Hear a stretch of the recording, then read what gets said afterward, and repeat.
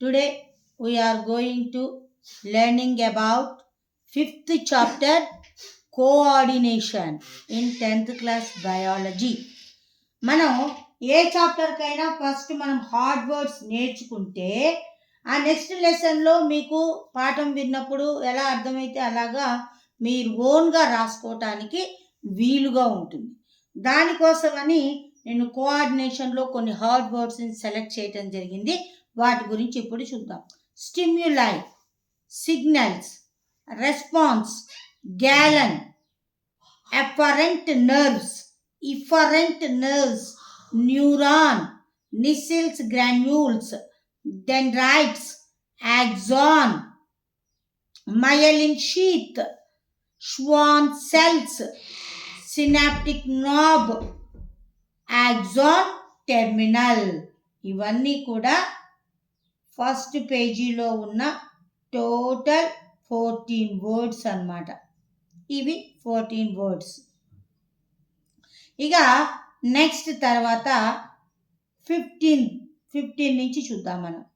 Notes of Ranveer, grey matter, white matter, ganglion, dorsal root, ventral root, reflex arc, central nervous system, peripheral nervous system, CNS, PNS, brain, spinal cord, meninges, cerebrospinal fluid, cerebrum.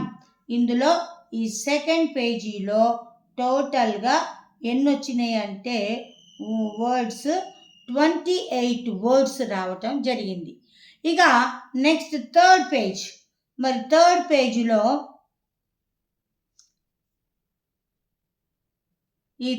పేజీలో ఎన్ని వస్తాయి అన్నది మనం ఇప్పుడు చూద్దాం.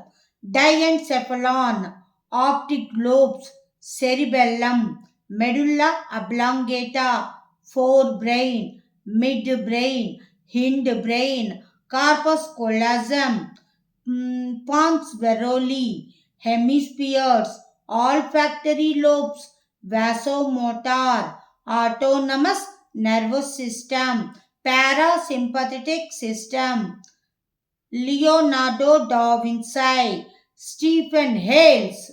టోటల్గా ఈ పేజీలో 44 వర్డ్స్ మనం చూడటం జరిగింది. ఇక next one Charles Bell, Scotland,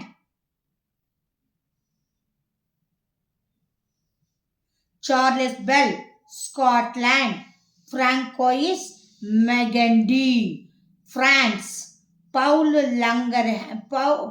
Langerhans, pathology, Freiburg, Germany, pancreas, diabetes, islet cells, insula, island, Toronto, Banting, Best, MacLeod, Starling, hormone.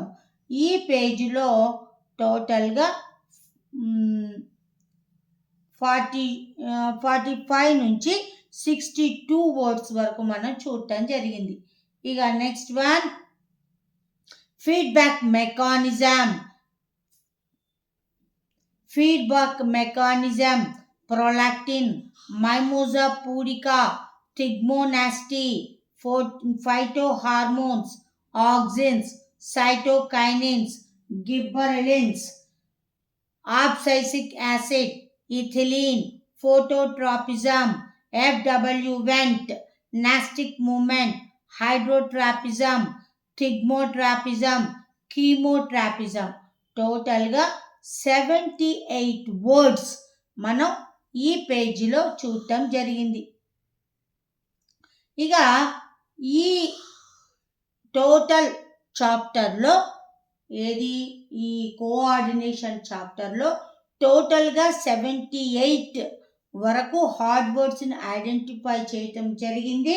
ఈ హార్డ్ వర్డ్స్ని మీరు చాలా పర్ఫెక్ట్గా స్పెల్లింగ్స్ నేర్చుకుంటే ఈ చాప్టర్ని మీరు ఈజీగా రాయటానికి వీలుంటుంది.